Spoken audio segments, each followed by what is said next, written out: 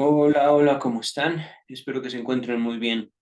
Yo estoy un poco cansado por haber tenido una semana algo pesada y también haberme ocupado hoy, día sábado, día libre para mí, pero algo que no te avisan cuando eres un estudiante es que tus días libres, los libres del trabajo, los vas a ocupar en todos tus asuntos pendientes. Ahorita tengo en mis piernas un conjunto de anotaciones que he ido tomando a lo largo de meses, yo creo. Y este es solo un conjunto. Eh, pero no les mentiré, no he estado ahorita, simplemente las quité del lugar donde me siento. Eh, Estuve lavando, estuve haciendo comida, estuve limpiando X, Y, Z, pero bueno. Ahora, parte de mi día libre, para que veamos, estos contrastes entre adultos y jóvenes, entre niños y gente, digamos, responsable de su vida y de su propio cuidado. Capítulo 3 de Tótem y Tabú. Animismo, magia y omnipotencia de los pensamientos. Segunda parte. Al respecto del título, pues sí le sugeriría mucho no solo dedicar un tiempo a la escucha de la primera parte. Yo creo que lo que podría rescatar de ese texto es un texto breve, la primera parte, pero se me impuso por cuestiones de trabajo personal, por cuestiones de la lectura, notar la palabra esencia. Ajá. Animismo, magia y omnipotencia de los pensamientos. De ninguna manera, ni el doctor Freud, yo no creo que el espíritu del texto sea, la esencia del texto sea señalar el animismo, la magia y la omnipotencia de los pensamientos como, digámoslo así, presumiendo nosotros de nuestra civilización. Uh-huh. Nombrando como a nuestros antepasados como estúpidos. No lo creo así. No ha sido parte de mi transmisión como psicoanalista y no pienso tampoco que el texto que estamos por abordar, esta segunda parte que empieza en la página 82, sea una presunción de civilización, cultura, ciencia y poderío. No, no, no, no. No lo creo así. Ahorita voy a dejar mis pendientes a un lado, desafanarme de ellos y comenzar. Dice el doctor Freud, nuestro trabajo psicoanalítico se introducirá por otro sitio. ¿What? Tiene esto que ver con cómo acabó la primera parte. Voy a regresarme a leerles el final, el último párrafo de la primera parte. No forma parte de nuestros propósitos mostrar cuánto de ella se puede pesquisar todavía en la vida del presente, ya sea desvalorizando en la forma de la superstición o vivo como base de nuestro hablar, creer y filosofar. Es un texto fuerte el que leímos anteriormente. Una crítica severa a la filosofía, una aproximación a la creencia y al lenguaje. Ajá. Continúa el final de la primera parte. Y teniendo en cuenta esa secuencia de estadios, hablar, creer, filosofar, constituida por las tres como cosmovisiones. Las cosmovisiones eran la mitología, la religiosa y la científica. Ajá. Se afirma que el animismo, como parte de la mitología, no es todavía una religión, digamos, es como el abuelito de la religión, la raíz de la religión. Ajá. Pero contiene las condiciones previas de las cuales se edificaron más tarde las religiones. Lo que les comentaba. Seguimos todavía con el final de la primera parte. Además, es llamativo que el mito descanse sobre premisas animistas. Los detalles del nexo entre mito y animismo permanecen inexplicados, empero, en sus puntos esenciales. Empero, un recurso lingüístico típico del doctor Freud, es como decir lo más importante del mito, del animismo, el nexo, lo que los une, al mito y al animismo. Todavía, hasta el momento de este ensayo, no lo sabemos, no nos hemos explicado en qué se relacionan el mito y el animismo. Ahora sí, segunda parte. Nuestro trabajo psicoanalítico se introducirá por otro sitio. Ok. No es lícito suponer que los seres humanos se hayan empinado por mero apetito de saber especulativo a la creación de su primer sistema cosmogológico. Cosmogológico. Me lleva. A ver, despacio. Es una tontería nuestra suponer que los seres sumayos, no son sumayos, no son sumerios, no, los seres humanos, la humanidad se haya empinado, dice la palabra, pero se haya puesto necia, porque sí, a crear cosmogonías, a crear formas de concebir el universo. Ajá. Cosmogonía fue una palabra que ahorita me vino, el texto dice cosmogológico, lógico, tiene justamente que ver con la palabra lógica, una lógica del cosmos, y con la palabra de ciencia. Se supone, por ejemplo, la psicología sería el estudio de la mente, el estudio de la psique, el estudio de lo psico, mente. Logía, estudio de. Cosmogológico es el estudio, digámoslo así, del cosmos. Pero aquí no nos acercamos, digámoslo así, a una experiencia, ¿cómo decirlo?, estrictamente científica. Conforme a la idea del texto, se refiere a un desarrollo humano a lo largo de muchísimo tiempo, en el cual pasamos, incluso también como seres humanos, como individuos, de una, ¿cómo se dijo? Voy a regresarme tantito. Hablar, pasamos de apropiarnos de los elementos a través de la lengua, a través de la abstracción. Fíjense, aquí no hay civilizaciones, aquí no hay sumerios, justamente, aquí no hay civilizaciones antiguas, hay ustedes y yo.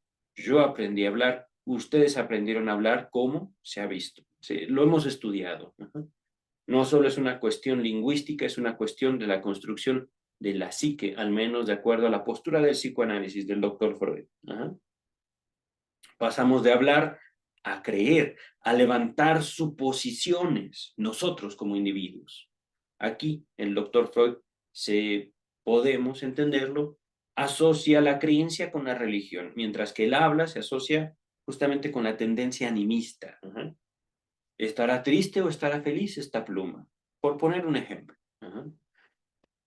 Y después, en esta estructura de cosmologías, pasamos a filosofar como la base de la ciencia.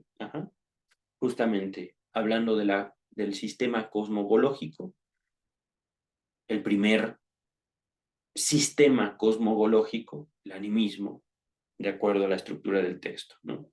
Y un animismo, digámoslo así, al menos en hipótesis, rastreable en algún momento de la historia de la humanidad, en una cultura, por ejemplo, ¿no? Y que eso es curioso, es posible que como culturas, digamos, prehistóricas, antes de que hubiera una historia, es justamente el chiste de la historia, los registros. ¿A qué me refiero con esto? Repito esto, no es lícito suponer que los seres humanos se hayan empinado por mero apetito de saber especulativo a la creación de su primer sistema cosmogológico. Es decir, así como nosotros fuimos niños y nos apropiamos del mundo haciendo representaciones, tomando ideas, tomando experiencias, cosas con las cuales nuestros sentidos nos permiten relacionarnos con el mundo y nosotros construir un lenguaje con eso. Ajá. Hubo un momento hipotético en el cual alguien, un ser, aquí dudo de llamarlo ser humano, pero algo que tenía en común algo con nosotros. Ajá. De repente, bla. De repente se puso a nombrar cosas. Ajá. Lo podemos ver en los bebés, pero también podemos levantar una hipótesis sobre un primer ser hablante. Ajá. Y después un ser que crea y que cree también. Crea como creación y cree de creer, de depositar su esperanza, su fe. Ajá. Por llamarlo ahorita de alguna manera, para podernos acercar a la experiencia de la religión. Ajá.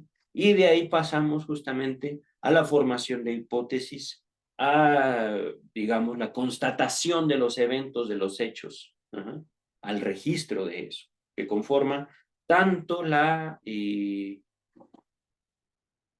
ciencia, el empeño de control, digámoslo así, de nosotros hacia el universo, hacia eh, la materia, como en el registro la historia misma. Ajá.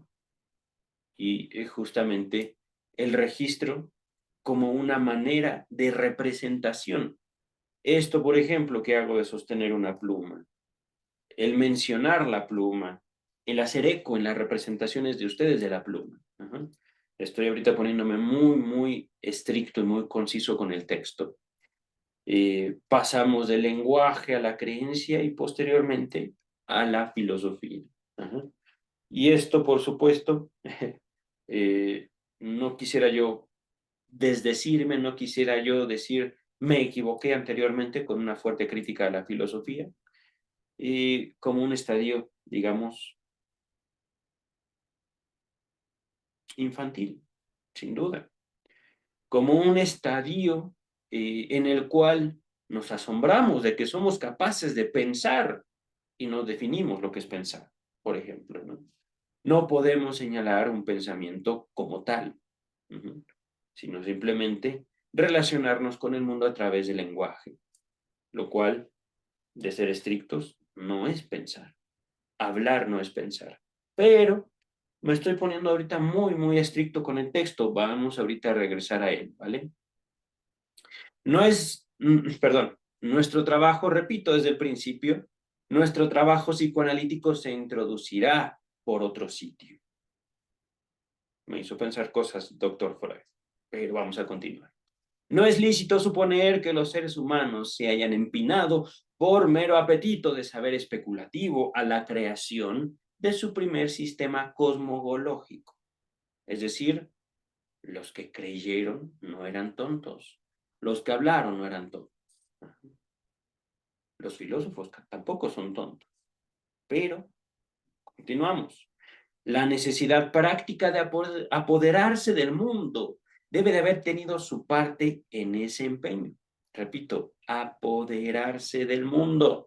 No es una cuestión, no la confundamos con una cuestión de psicopatología, de estas nuevos mitos de las sociedades médicas en las cuales no, esa persona quiere apoderarse del mundo, un narcisista, qué asco, fuchi, fuchi, fuchi, váyase de aquí.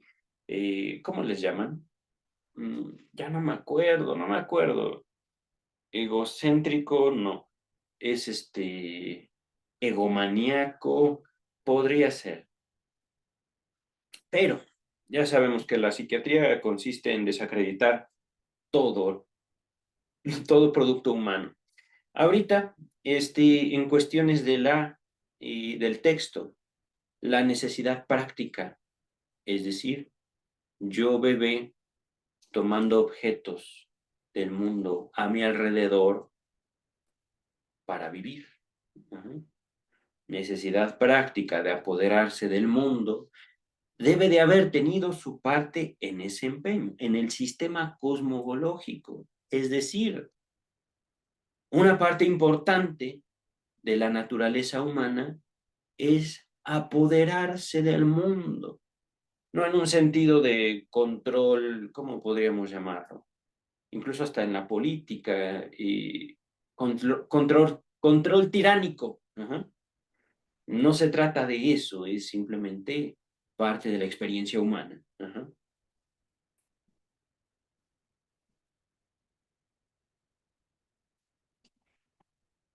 Y esta experiencia humana de control, de apoderarse, justo forma parte de la historia de un hipotético primer sistema cosmogológico. Ajá.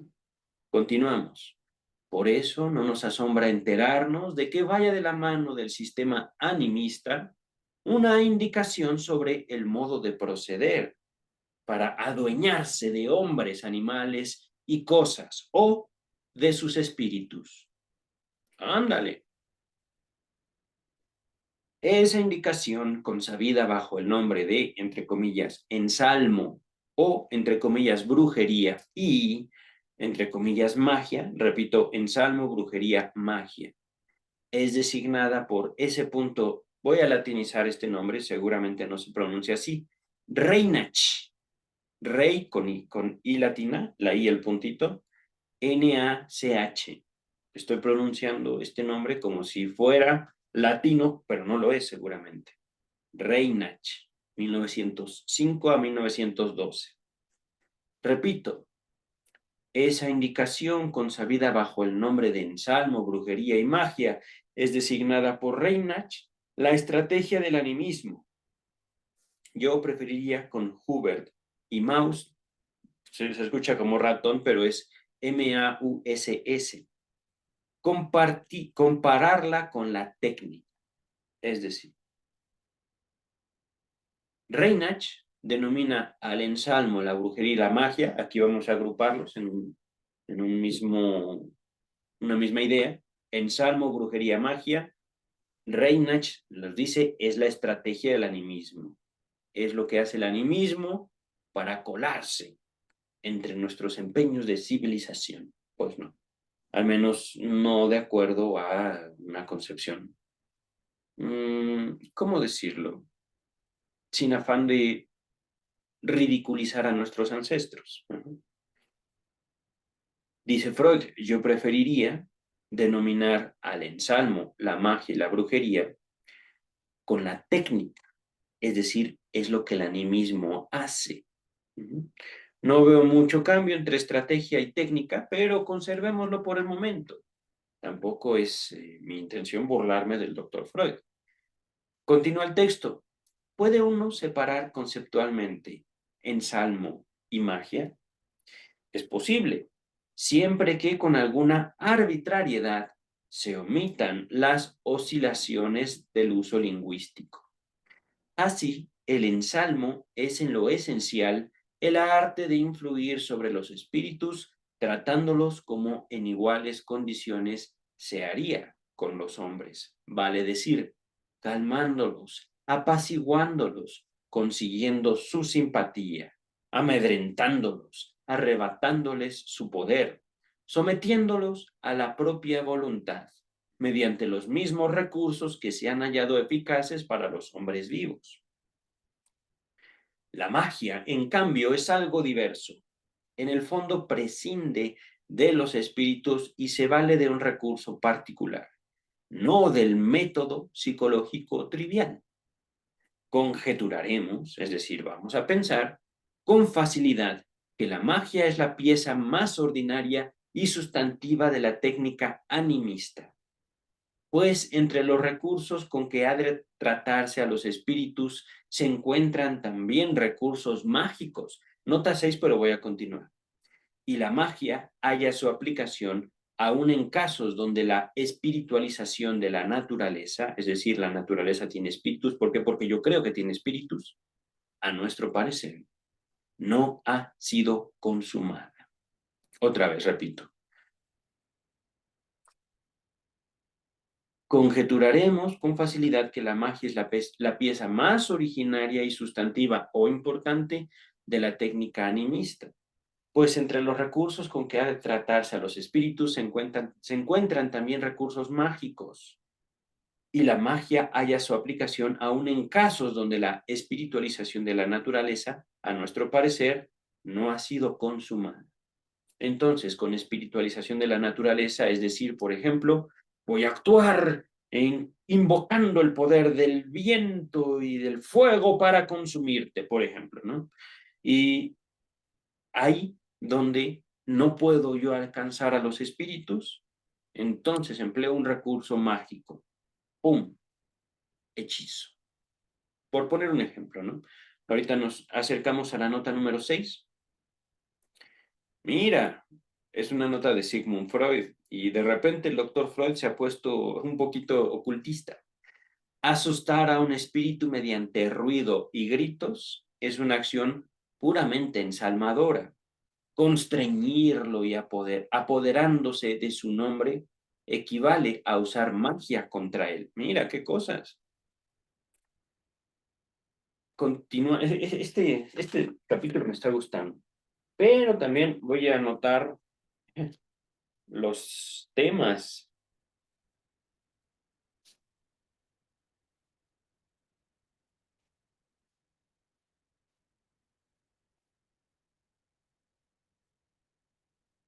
Listo, ahora sí.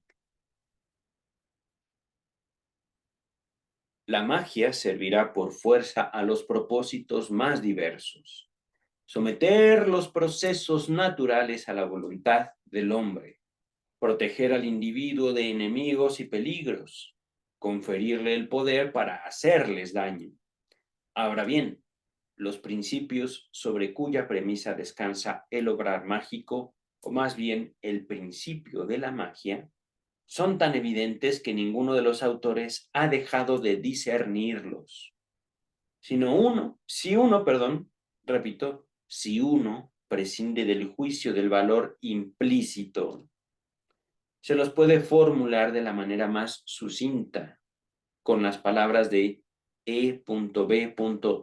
Latinizándolo es Taylor, creo que se pronuncia Taylor, 1891. Mistaking an idea connection for a real, an ideal connection for a real one. Mistaking, malinterpretar una conexión ideal por una conexión real, ¿no? Estoy ahorita traduciéndolo yo mismo, voy a la traducción del texto.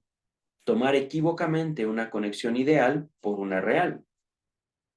Equívocamente, es decir, introducir hasta cierto punto, de forma voluntaria o involuntaria, podemos también decirlo, un error. A continuación, elucidaremos este rasgo en dos grupos de acciones mágicas. Miren. Wow. Esta frase, antes de continuar, si uno prescinde del juicio del valor implícito, es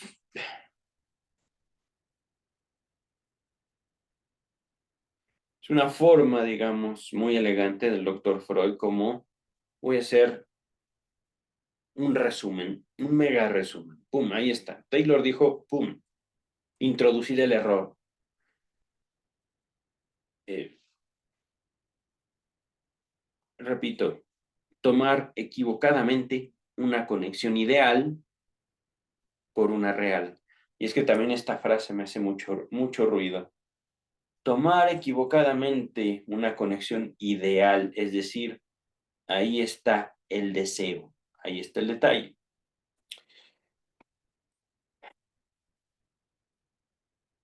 Wow. Continúa el texto. Uno de los más difundidos procedimientos mágicos para hacer daño a un enemigo consiste en construir su figurilla con algún material. El parecido importa poco. También se puede, entre comillas, nombrar a un objeto cualquiera como su figura. Lo que luego se haga a esta le ocurrirá al odiado modelo. Es decir, si yo hago un muñeco, le pongo el nombre de la persona que me cae mal, le maltrato al muñeco y la persona sufrirá, digámoslo así. Algo le ocurrirá. Si la hiere, dice el texto, en un lugar del cuerpo del muñeco, se entiende, en ese mismo lugar enfermará aquel. ¡Oh! Me hizo tener una fantasía, doctor Freud. Pero continúa el texto. Esta técnica mágica puede aplicarse no ya para una hostilidad privada, sino al servicio de la devoción, y de ese modo acudir en auxilio de los dioses contra los demonios malignos. Cito, según Fraser, 1911. Lo que sigue está entre comillas.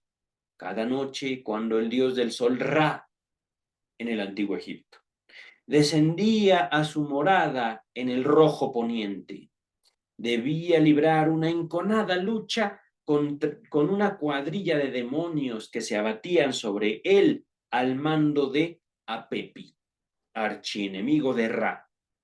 Combatía con ellos toda la noche y a menudo los poderes de las tinieblas eran lo bastante fuertes para enviar ya de día negras nubes sobre el cielo azul, que debilitaban la fuerza de Ra y apagaban su luz. Para asistir al dios, todos los días se realizaba en su templo de Tebas la siguiente ceremonia. Se confeccionaba con cera la figurilla de Apepi en la imagen de un temible cocodrilo o de una serpiente de numerosos anillos, sobre la cual se escribía con tinta verde el nombre del demonio. Envuelta en una caja de papiro sobre la que se había estampado un dibujo parecido. La figurilla era atada luego con cabellos negros. El sacerdote le escupía encima, hurgaba en ella con un cuchillo de piedra y la arrojaba al suelo. Ahí la pisoteaba con su pie izquierdo una y otra vez, y por último la quemaba en un fuego alimentado con ciertas plantas. Tras ser eliminado a Pepi de ese modo, lo mismo ocurría con todos los demonios de su séquito, es decir, de su grupo. Este oficio divino sobre el cual era preciso pronunciar ciertas palabras, no solo se repetía por la mañana, a mediodía y por la tarde, sino en cualquier momento si arreciaba una tormenta, caía un violento aguacero o nubes negras tapaban en el cielo el disco solar, es decir, el sol. Los malignos enemigos sentían el castigo que se propinaba a sus figurillas como si ellos mismos lo sufrieran. Eran puestos en fuga y el dios del sol triunfaba de nuevo. Nota número 7. La prohibición bíblica de hacer imágenes de seres vivos no brota, por cierto, de una desautorización primaria de las artes plásticas, sino que estaba destinada a restar un instrumento a la magia, prohibida por la religión hebrea. Esto es una cita de Freud, donde se hace referencia una vez más a Fraser o Fraser, no sé cómo se pronuncia. Termina ahí la nota 7, continuamos. De la multitud inacabable de acciones mágicas con parecido fundamento, solo destacaré dos clases que han desempeñado importante papel en los pueblos primitivos de todos los tiempos, y en parte se han conservado en el mito y el culto de estadios superiores de cultura. Me refiero a los ensalmos para producir lluvia y a los de fecundidad. Se hace llover de manera mágica si uno imita a la lluvia, o imita las nubes, o la tormenta que la provocan. Parece como si se quisiera, entre comillas, jugar a que llueve. Esto es importante, jugar a que llueve. Voy a hacer el comentario, sí lo voy a hacer porque es importante. La frase, tomar equivocadamente una conexión ideal por una real, podemos decir equivocadamente, yo dije introducir el error como algo malo y no.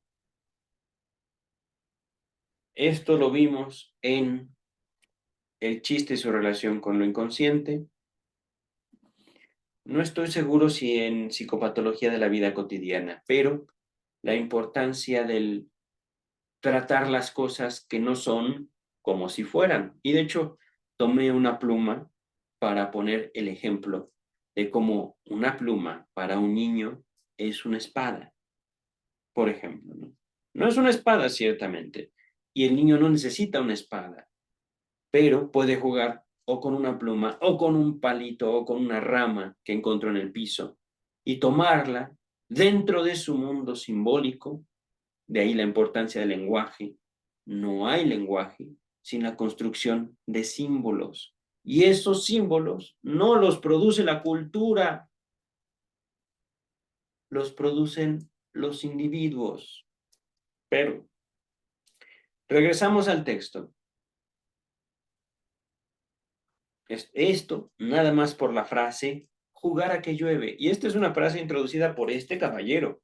Muy, muy inteligente, doctor Freud. Vamos a jugar a que llueve. ¿Para qué? Para que llueva magia. Por ejemplo, los Aino del Japón hacen llover del siguiente modo. 2 puntos. Algunos de ellos vierten agua en enormes sedazos. No sé qué es un sedazo, supongo que es un recipiente. Mientras otros dotan de velas y remos a una gran vasija, como si fuera un navío, y luego la pasean por la aldea y los huertos. Nota número 8. Véase Fraser citando voy a latinizar otra vez este nombre, Batchelor, con T, Batchelor, 1901. Regresamos al texto. Entonces, esta cultura japonesa, los Ainu, tienen este ritual en el cual literalmente, al parecer, sacan a pasear al agua por el pueblo. En cuanto a la fecundidad del suelo, continúa el texto, en cuanto a la fecundidad del suelo, se la aseguraba mágicamente enseñándole el espectáculo de un comercio sexual entre seres humanos. ¡Wow! Uno entre innumerables ejemplos en muchos lugares en muchos lugares de Java, cuando se acerca la época de la floración del arroz, campesinos y campesinas se encaminan de noche a los campos para incitar la fecundidad del arroz mediante el ejemplo que ellos le dan, es decir, orgías. Orgías de campesinos para atraer la fecundidad al arroz, a la tierra. Pues lo que entiendo. Cuando se acerca la época de la floración del arroz, justamente, sí, sí. Es que miren, es algo muy bello realmente. Es algo increíble. Esta relación simbólica entre la humanidad y el universo, la cosmología, justamente. Cosmogonía es una frase de Salvador Dalí que pretendió intimidar a Jacobo Zabludovsky, pero cosmogonía, ahorita no voy a meterme en definiciones. Continúa el texto. En cambio, de unos vínculos sexuales incestuosos se teme que provoquen malas cosechas e infertilidad del suelo. Ahí está una vez más, la relación simbólica de la humanidad. Aquí es curioso, ¿no? Los Aino de Japón. Ah, no, perdón, estos ya eran de Java, los campesinos de Java. Ajá. Ellos, por supuesto, dicen, no, no, no, mira, podemos tener orgías, sí, sí, sí, porque se acerca la floración, vamos a ver las flores del arroz, pero eso de que no, el incesto no, tache, eso no. ¿Por qué? Porque nos van a traer malas cosechas y el suelo va a ser infértil, ¿no? Y eso no lo queremos. Continúa el texto. Bueno, antes de continuar, ahí está la nota número 10 al respecto de malas cosechas e infertilidad del suelo. Nuevamente, no, yo les iba a decir Fraser. Hay un eco de esto en Edipo Rey de Sófocles, por ejemplo, en el prólogo y en el primer coro. Ok, Yo creo que en algún momento compartiré con ustedes Edipo Rey, pero ahorita me conformo con el texto freudiano. Continúa el texto. Estamos en la página 84, como a la mitad. También ciertos preceptos negativos, precauciones mágicas, pues, deben incluirse en este primer grupo. Cuando una parte de los pobladores de una aldea dayak marcha a la caza de jabalíes, los que permanecen en la aldea no tienen permitido tocar aceite ni agua con sus manos, perdón, pues de lo contrario a los cazadores se les aflojarían los dedos y las presas se escurrirían de sus manos. Es decir, esto es bellísimo también. Contigo se queda mi esencia, y si algo que tú haces afecta mi esencia, me afectará allá donde yo estoy. Wow. Nota número 11, nuevamente Fraser, o Fraser, citando a Roth, R-O-T-H, 1896. Continuamos. Cuando un cazador Giljack se interna de caza en el bosque, sus hijos que permanecen en el hogar tienen prohibido hacer dibujos sobre madera o en la arena.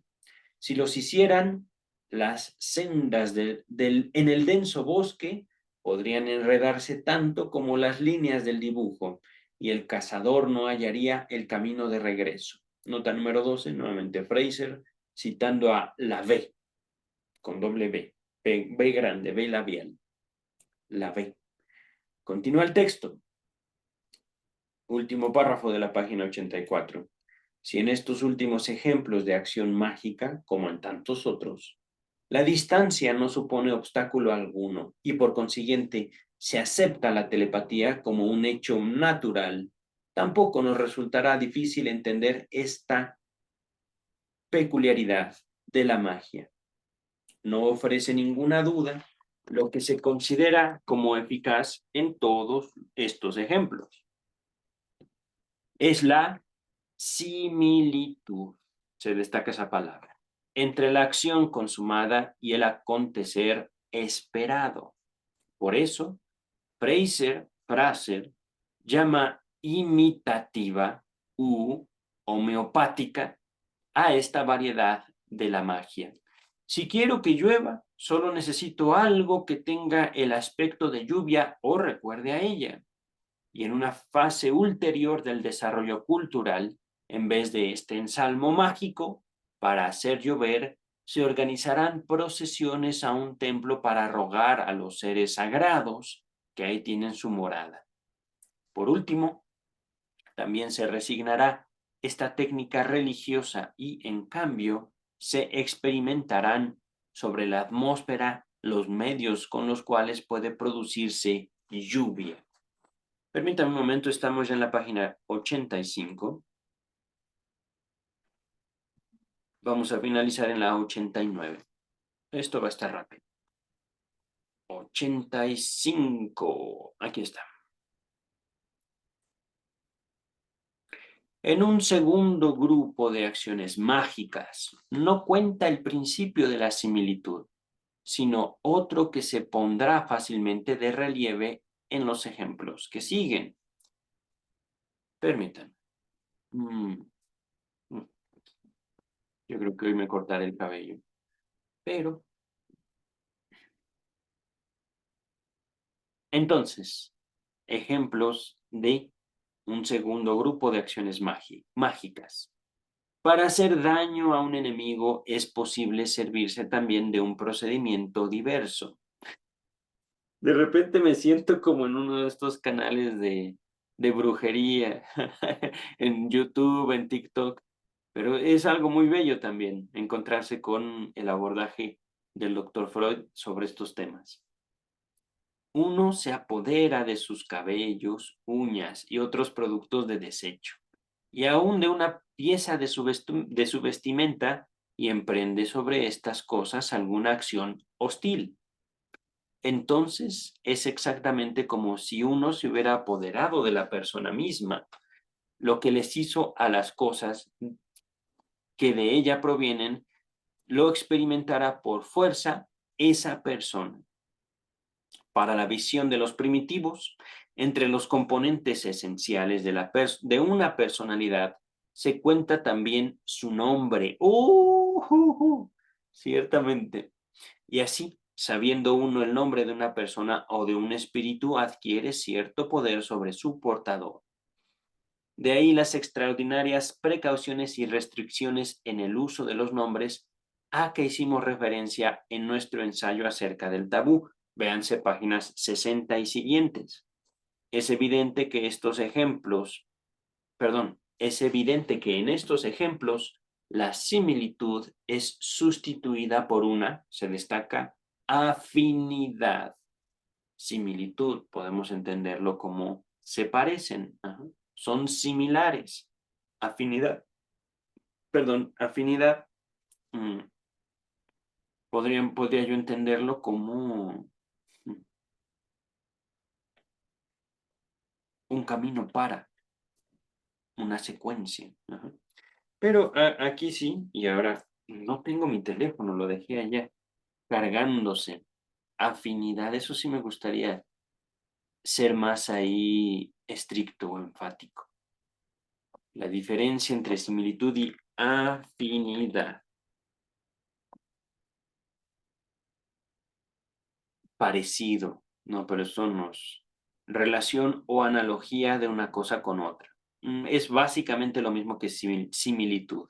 Segunda definición, coincidencia de gustos, caracteres u opiniones en dos o más personas. No me gustan estas definiciones. Afinidad, proximidad, analogía, semejanza, similitud o coincidencia de caracteres, opiniones, gustos, etc. ¿Ok? Vamos a dejarlo así. Afín. Yo he tomado la palabra afín justamente como que llega a un fin, como uno lleva al otro, pero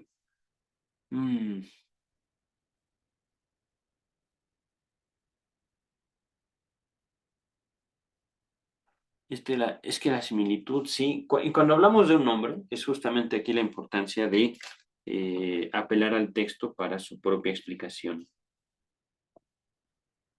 El nombre es afín a la persona y la persona es afín al nombre. No hay, digámoslo, una forma de decir es que el nombre le da cuerpo a una persona, sino más bien que se establece una relación entre la persona y el nombre conforme uno convive con una persona. Ahorita vamos a continuar. La palabra relación yo creo que sería como más apropiada para no separar justamente la afinidad de la similitud como técnicas mágicas. Qué curioso que estemos hablando de magia. Dice el texto, el canibalismo de los primitivos deriva de parecida manera su motivación más alta. A ver, no entendí muy bien, vamos a continuar a ver si se explica el texto. Si mediante el acto de la devoración uno recibe en sí partes del cuerpo de una persona, al mismo tiempo se apropia de las cualidades que a ella, que a esa persona, le pertenecieron. De ahí resultan luego precauciones y restricciones de la dieta bajo ciertas circunstancias. Una mujer en estado de gravidez, es decir, de embarazo, evitará comer la carne de ciertos animales porque sus indeseadas propiedades, la cobardía, por ejemplo, podrían transmitirse al niño que ella nutre. Para el efecto mágico, no importa diferencia alguna que la conexión esté ya cancelada o haya consistido en un único y significativo contacto. Así, la creencia de un lazo mágico que une el destino de una herida con el del arma que la provocó puede rastrearse inmutable a través de milenios. Si un melanesio se ha apoderado del arco con que lo hirieron, lo mantendrá cuidadosamente en un lugar frío a fin de sofrenar la inflamación de la herida. Pero si el arco permaneció en poder del enemigo, sin duda será colgado lo más cerca de un fuego para que la herida se inflame y justamente arda. Nota número 13. Nuevamente, esto fue un ejemplo real tomado del libro de Fraser, y en este se está citando a Codrington. Codrington. Vamos a continuar con el texto. A ver, estamos en el arco, aquí está.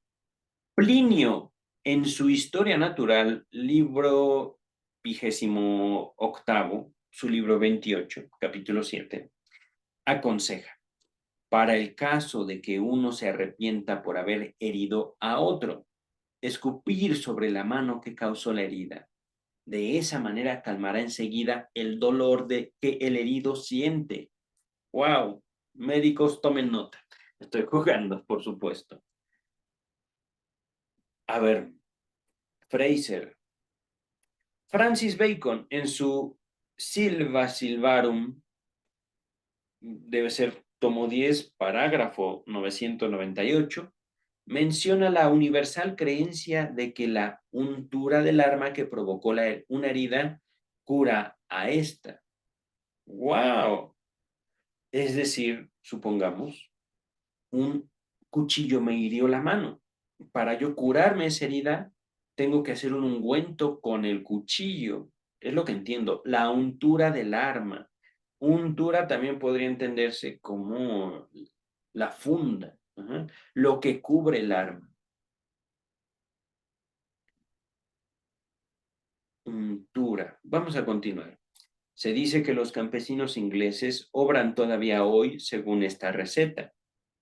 Y si se han cortado con una hoz, a partir de ese momento la mantienen limpia para que la herida no supure, ¿no? Es decir, yo pensé, vamos a hacer una, no sé cómo, soy inocente en ese sentido, eh, un ungüento de un cuchillo. Pensé yo sometiéndolo a procesos químicos, pero no. Untura, al parecer, se refiere entonces a la limpieza del arma. Vamos a continuar. En junio de 1902, según informó un seminario local inglés, en Norwich, una mujer de nombre Matilda Henry se lastimó por casualidad el pie con un clavo de hierro. Tétanos, pensaría yo, pero sin hacer que la examinasen la herida y sin quitarse la media siquiera, ordenó a su hija aceitar bien el clavo, con la expectativa de que así no le ocurriría nada. Murió pocos días después de tétanos, claro, a consecuencia de esta desplazada antiseptis. Antiseptis quiere decir que no estaba limpia, que por supuesto enferma a quien no necesariamente la toca, sino más bien se hiere con ello. Continúa Freud. Los ejemplos de este último grupo ilustran lo que Fraser separa como una magia, se destaca, contagiosa de la magia imitativa. Lo que en ellos se considera eficaz no es ya la similitud, sino el nexo espacial, es decir, se destaca contigüidad, es decir, uno junto a otro, al menos la contigüidad representada, el recuerdo de su preexistencia. Ahora bien, como similitud y contigüidad son los dos principios esenciales de los procesos asociativos, llegamos a la conclusión de que es el imperio de la asociación de ideas el que explica toda la insensatez de los procedimientos mágicos. Vemos cuán certera se demuestra la ya citada caracterización de Taylor sobre la magia. Mistaking an ideal connection for a real one. Confundiendo, esa es otra palabra, confundiendo una conexión ideal por una real. O como lo ha expresado Fraser en parecidos términos.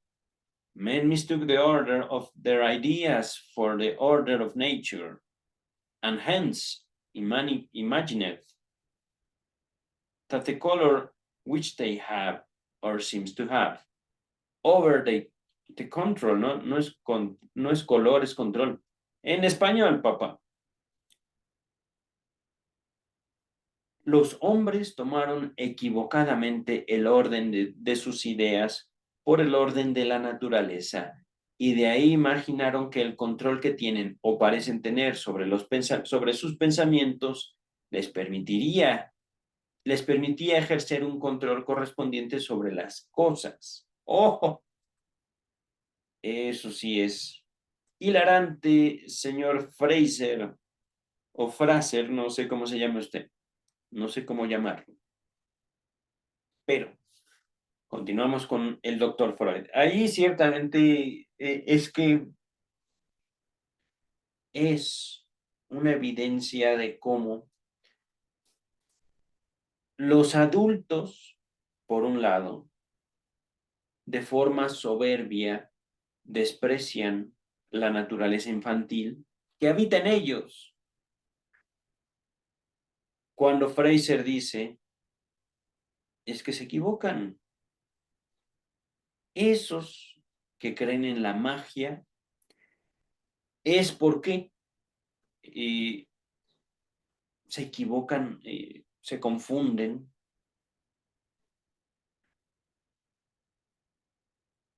en el orden de las ideas con el orden de la naturaleza. Ajá. Queremos controlar al mundo y queremos controlarnos a nosotros como nosotros controlamos al mundo, cosa que por supuesto no es posible, porque los pensamientos es otra cosa. Pero ya no voy a continuar con mi comentario. Dice el texto, ya llegamos a la página 87, estamos a 2 páginas, o 1 y media, o 2 y media. 2 páginas y media. 87, empezando. Por lo dicho, nos sorprenderá al comienzo que muchos autores, por ejemplo, Thomas en 1910, desestimen por insatisfactoria esta iluminadora explicación de la magia.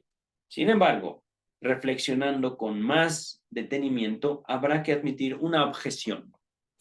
La teoría de la asociación esclarece meramente los caminos por los que anda la magia, pero no su genuina esencia. Otra vez la palabra esencia. El malentendido que la lleva a sustituir leyes naturales por leyes psicológicas. ¡Wow!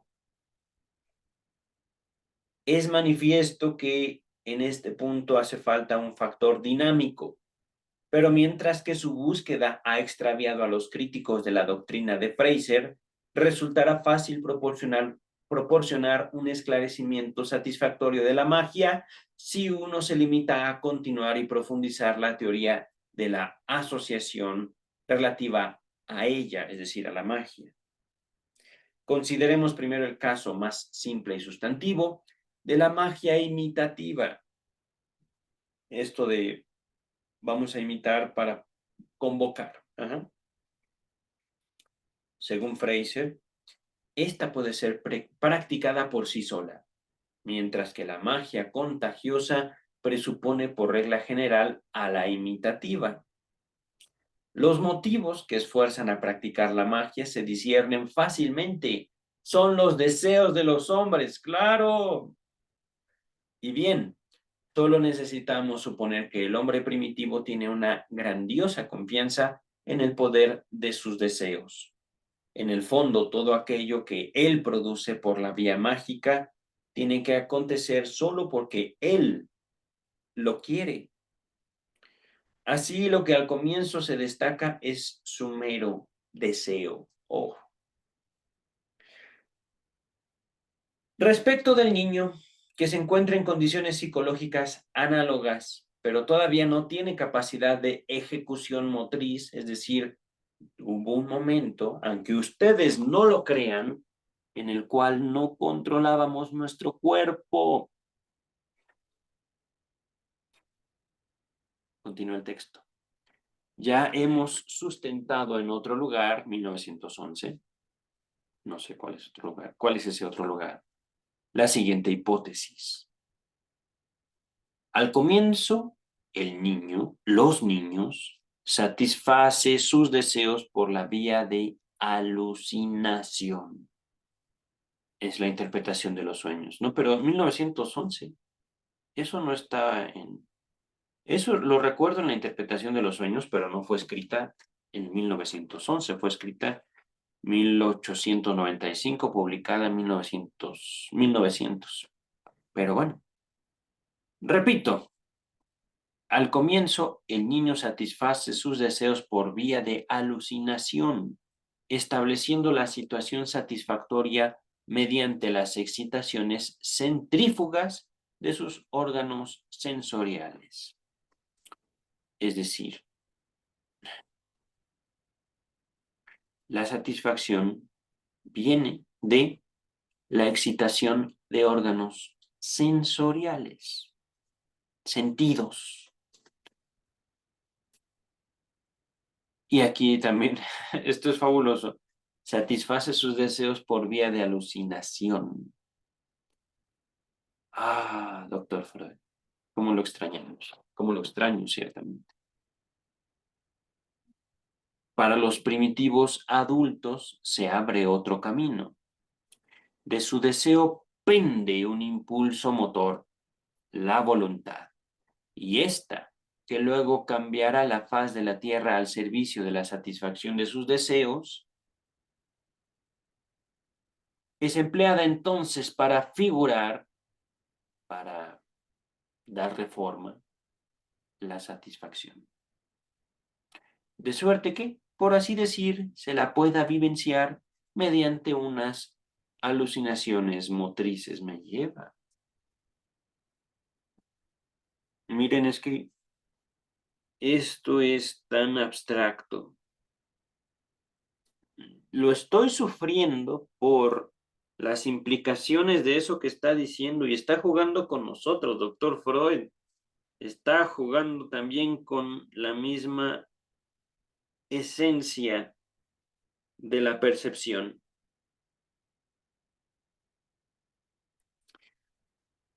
¡Ah! A ver, ustedes y yo fuimos bebés, nacimos. Ajá.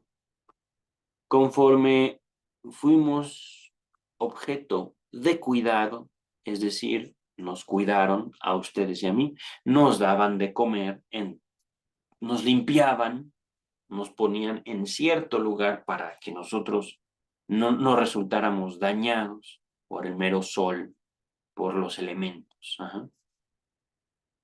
Y en toda esa situación infantil, la vía de la alucinación. Coincido con Freud en esto.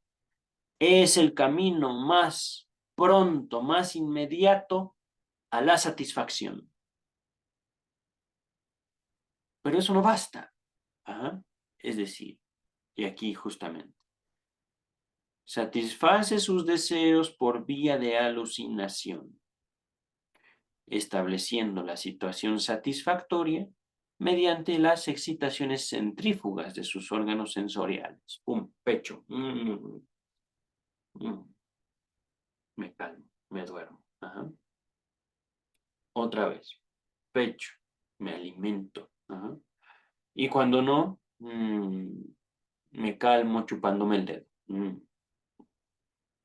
No me lo chupo en verdad porque he estado muy ocupado. Pero, eh, justamente, excitación centrífuga, es decir, puf, ya no está. El pecho, puf, ya no está. La alimentación ya no está. Por eso, la vía alucinatoria como la primera experiencia satisfactoria del bebé. Ajá. Ciertamente, eh, que él o ella, hablando de los bebés, ellos mismos se la proporcionan. Ajá. Es decir, excitaciones centrífugas, excitaciones que vienen y ya no están, están presentes y ausentes, ¡pum! Bueno, pues alucinación, sueño, deseo. Ajá. ¿Por qué? Porque son excitaciones centrífugas. Están y ya no están. Ajá. para los primitivos adultos, ahí es donde yo me pongo a temblar por la brillantez de este señor. De su deseo, del deseo primitivo, en cuestión histórica, digámoslo así. De su deseo pende un impulso motor, la voluntad. Yo quiero. Y esta es empleada entonces para figurar la satisfacción. La voluntad, el deseo, como el camino para la satisfacción. De suerte que, por así decir, se la pueda vivenciar, la satisfacción, mediante unas alucinaciones motrices. Por así decir, maldita sea. Les digo que está jugando el doctor Freud no porque mienta, ¿no? Sino porque se está aproximando a través de ciertas palabras, por así decir, ¿no? Alucinaciones motrices, perdónenme, pero empezamos con satisfacción alucinatoria, es decir, ¿dónde está el pecho? ¿Dónde está el pecho? Bueno, me calmo así. Ya no tengo hambre, pero estoy tranquilo.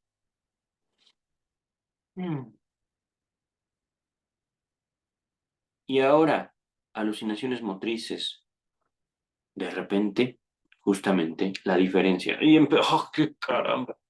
Empecé yo hablándoles de esta situación que vivo como adulto. Motriz, es decir, he estado muy ocupado, pero no por ello menos satisfecho. Es decir, estoy feliz por estar ocupado, estoy feliz por estar haciendo cosas en mi día libre, porque estoy muy ocupado el resto del tiempo. Alucinaciones motrices. ¿Cómo puede, esto es curioso, cómo puede esto alucinar? No puede, es un brazo. Y sin embargo, el movimiento de mi brazo me permite a mí, entre otras cosas, no solo eh, darle lugar al significado en mi cuerpo, he ahí, he ahí, he ahí. Fíjense, no tenía idea. ¿Cómo está hablando este canijo de unas alucinaciones motrices? ¿Qué es eso? Claro, en el momento en el que empiezo yo a mover mi cuerpo, mis brazos, significado, ahí está. El movimiento para el adulto, el movimiento voluntario, nos lleva a una carga de significados. Vamos a bailar. Ajá. Y en el baile obtenemos placer.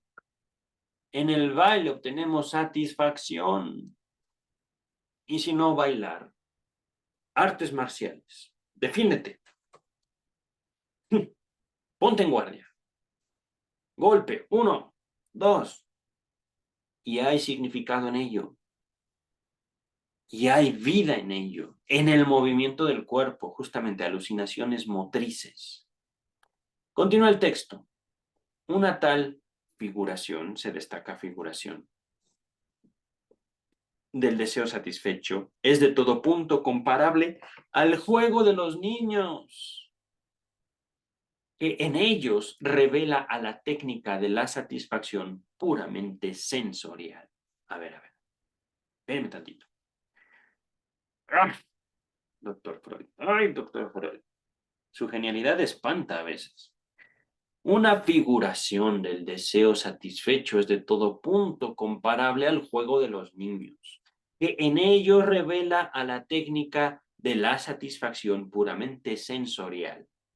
Si el juego y la figuración imitativa contentan al niño y al primitivo, ello no es un signo de modestia, tal como nosotros la entendemos, ni de designación, ni de resignación, perdón, ni de resignación por discernir ellos su impotencia real, sino la consecuencia bien comprensible del valor preponderante que otorgan a su deseo de la voluntad que de él depende y de los caminos emprendidos por ese deseo me lleva. Maldita sea. A ver, a ver, a ver. Es que, fíjense esto. No es un error. Es que tanto los niños como los primitivos, hablando de el hombre, la mujer, que si no hacen algo se mueren, caramba, que si no se ponen a ver el mundo se los va a comer algo. No es un error, no es un misunderstood, no, no es una confusión, y esto es, así lo voy a poner, voy a usar estas palabras, es la vida llamándonos a todos por igual, y es reconocer como esa aproximación de una vida, ¿cómo decir? Sin símbolo, sin significado. Nos toca la puerta, te voy a comer, te voy a comer. Y por supuesto,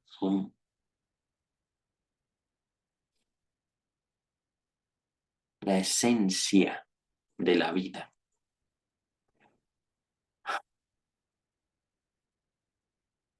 Podríamos, justamente, de estas palabras, lo voy a replantear. No es signo de modestia, ni de resignación por discernir en ellos que están, míralos, están danzando para que venga la lluvia. Ilusos, así no llueve, ay, nanita. No, no es eso. Es el papel que ellos le dan a su deseo. ¡Pum!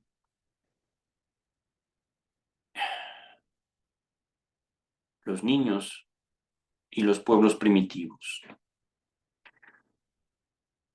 Ah,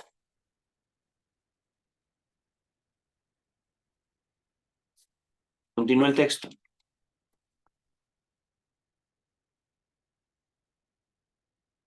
Con el tiempo, el acento psíquico se desplaza desde los motivos de la acción mágica a su medio, la acción misma. Con el tiempo, maldita sea. Eso, con el tiempo. El acento psíquico, la importancia psíquica, el valor que le otorgamos, va de los motivos de la acción mágica, quiero que llueva, a su medio, la acción misma. ¿Qué voy a hacer yo para que llueva? Wow.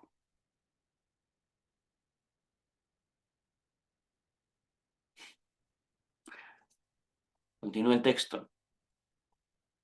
Quizá diríamos que solo esos medios vuelven evidente para el primitivo la sobreestimación de sus actos psíquicos. Ahora parece como si fuera la acción mágica misma la que, en virtud de su similitud con lo deseado, lo obligara a producirse. Wow. En el estadio del pensar animista, no existe todavía oportunidad alguna de demostrar objetivamente el verdadero estado de cosas. Esa oportunidad se presentará sin duda en estadios posteriores, cuando aún se cultivan tales procedimientos, pero ya se ha vuelto posible el fenómeno psíquico de la duda como expresión de una inclinación a reprimir. ¡Auch! Salud. Ya me cansé, pero ya estamos prontos a terminar. Es que ha sido un día pesado y una semana pesada, y ciertamente ya no soy un niño.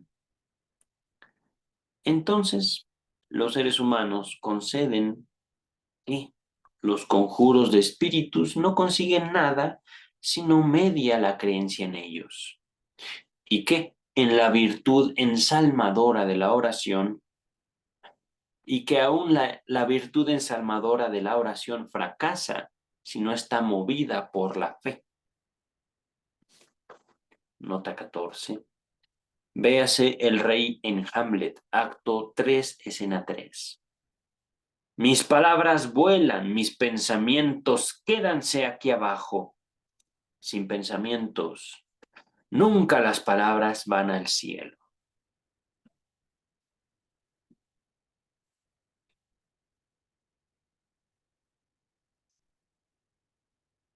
Silencio, perdón, pero fue así como, ¿what? Ah, my words fly up, my thoughts remain below. Words without thoughts never to heaven go. To heaven, no, not sky, heaven. Cuando dice sin palabras, sin pensamiento, nunca llegan al cielo, es decir, las oraciones. Mis palabras vuelan, hablo, bleh. Mis pensamientos se quedan aquí abajo. Lo que hablo no es lo que pienso.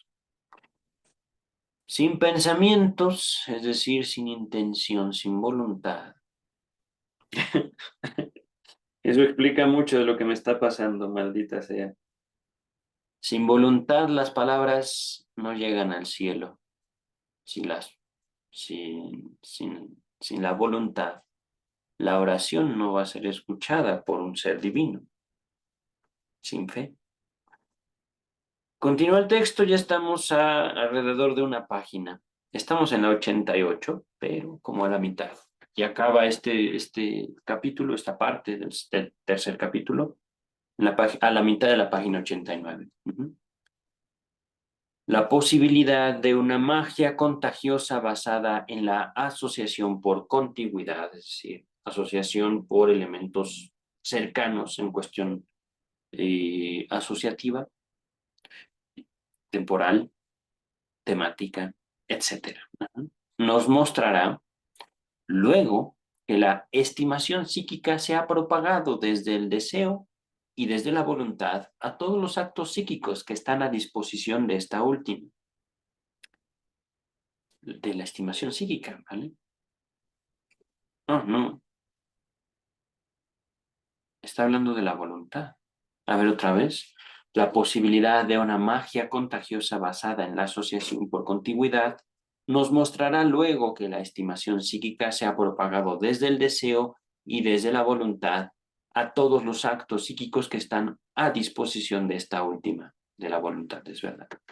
Existe entonces una sobreestimación general de los procesos anímicos, vale decir, una actitud frente al mundo que nosotros, de acuerdo con nuestras intelecciones del vínculo entre realidad y pensar, no podemos menos que considerar como una sobreestimación del segundo.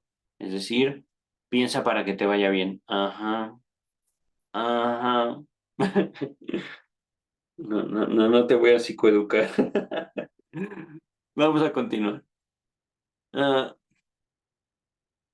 las cosas del mundo son relegadas tras sus representaciones. Los que con estas se emprendan, acontecerá por fuerza también a aquellas. Las relaciones que existen entre las representaciones se presuponen también entre las cosas. ¡Oh! ¡Maldito genio! Maldita sea.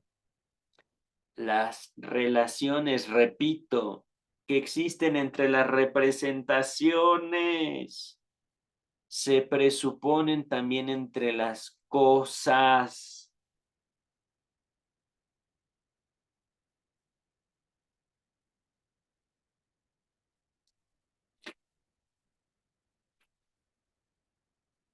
Cosa, cosa, cosa.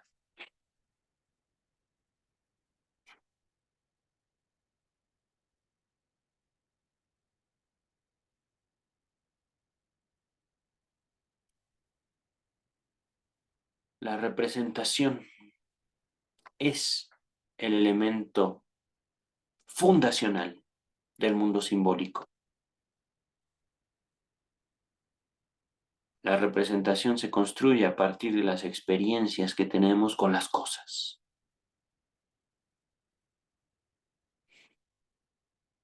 Si ustedes no tuvieran una representación, una experiencia con una pluma, yo no podría hablarles de una pluma. Ajá. Entonces, las relaciones que existen entre las representaciones se presuponen también entre las cosas. Me espanta este señor, pero esto es genial.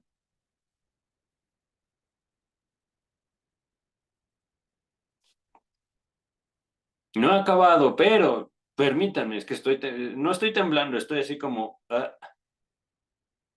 ahorita, en este preciso momento, es como si yo estuviera en el vacío, así. Ah, what? Me pasó el doctor Freud encima, así, me atropelló, me dejó embarrado en el piso. Y ciertamente le agradezco. Continúa el texto. Puesto que el pensar no conoce distancias, pues no es pensar. Okay, okay. Repito, puesto que el pensar no conoce distancias, reúne con facilidad en un solo acto de conciencia lo más alejado en el espacio y lo más separado en el tiempo. El mundo mágico se sobrepone telepáticamente a la distancia espacial y trata como actual un nexo que se presentó antaño, es decir, hace tiempo. Tiempo. Viajeros del tiempo. La imagen especular del mundo interior. Esa es una buena forma de describir una representación. Imagen especular del mundo interior. Tiene que volver invisible. En la época animista, a aquella otra imagen del mundo que nosotros creemos discernir, creemos identificar, creemos conocer.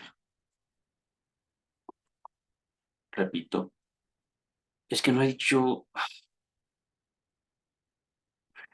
La imagen especular del mundo interior tiene que volver invisible aquella otra imagen del mundo que nosotros creemos discernir.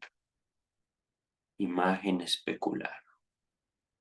Yo empecé por la palabra representación, pero es que ese es el punto. Yo no hubiera conocido la pluma si no hubiera intención mía de dominar la pluma. Ah,